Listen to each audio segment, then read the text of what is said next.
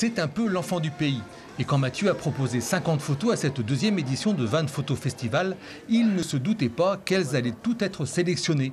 Lui, son univers, c'est le numérique et le rock'n'roll, et ça fait 10 ans que ça dure.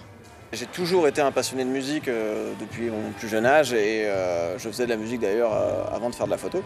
Et quand j'ai commencé la photo, en fait, j'ai trouvé mon épanouissement artistique là-dedans. Et c'est pour ça que je me suis concentré sur la production d'images plus que de la production de musique. Et puis naturellement, ça a évolué vers ça, quoi.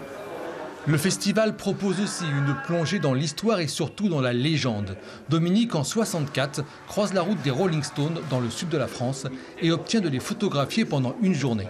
Déjà les rencontrer dans leur intimité, vous avez en tête de passer une après-midi à faire des photos, etc.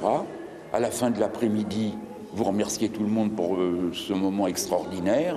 Vous êtes un jeune photographe inconnu et fauché, passionné de photos et de musique. Et vous avez Keith Richards qui vous dit « Mais où tu vas ? La chambre est prête !» Et vous restez 6 mois. Il les suivra jusqu'en 1976, l'époque où la photo de concert devient plus compliquée, plus codifiée, plus encadrée. Sur le port de Vannes, le classique et le rap dansent un pas de deux. J'ai essayé donc d'une part d'avoir différentes musiques, ça va du rap, du jazz, de la musique classique, du rock, du hard rock, mais aussi mélanger le portrait, mélanger les photos de concert. Et j'ai introduit cette année la photo contemporaine, la photo plasticienne, où un photographe a travaillé en commande sur les vibrations, sur la musique, et comment représenter la musique en photographie sans musicien et sans instrument. En tout, plus de 30 photographes et 3 associations. Et ce week-end sont attendus les artistes pour le vernissage.